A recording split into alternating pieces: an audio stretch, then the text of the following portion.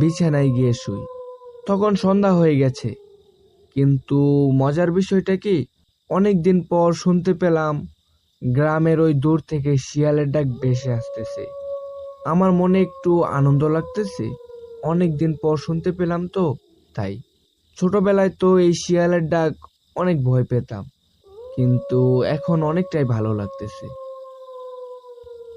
দাদু ভাই, এসে খাবার খেয়ে যা। তখন আমি উঠে খাবার খেতে যাই।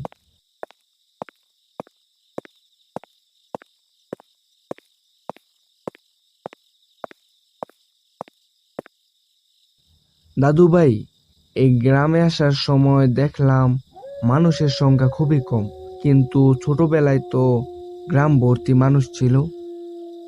দাদু ভাই, ঠিকই বলছস, আসলে অনেক দিন আগের ঘটনা।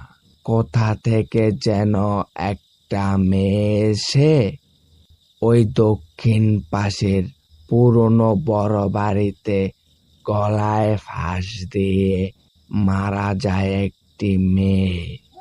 তারপর থেকে দিন দিন মানুষ নিখোঁজ হতে চলেছে। যদিও কাউকে পাওয়া যায়, সেটা মৃত অবস্থায়, এমনকি তার শরীর ভয়ঙ্কর অবস্থায় থাকে। এরকম করে প্রতিদিন কেউ না কেউ নিখোঁজ হয়ে যায়। তখন গ্রামের মানুষ সবাই শহরে চলে যায়। আমি চাইলেও তোর কাছে যেতে পারতাম, তবে ভাবলাম যা হবে ভালোর জন্যই হবে।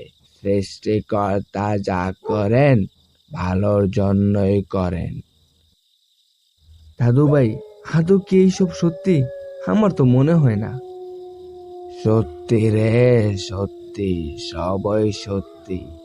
তুই সাবধানে থাকিস, রাত্রে বেলা বের হইস না ঘর থেকে। আর এখন যা, খেয়ে দে, শুয়ে পড়। সকালে রামর পোলা আর জনের সাথে গ্রাম ঘুরে আসিস।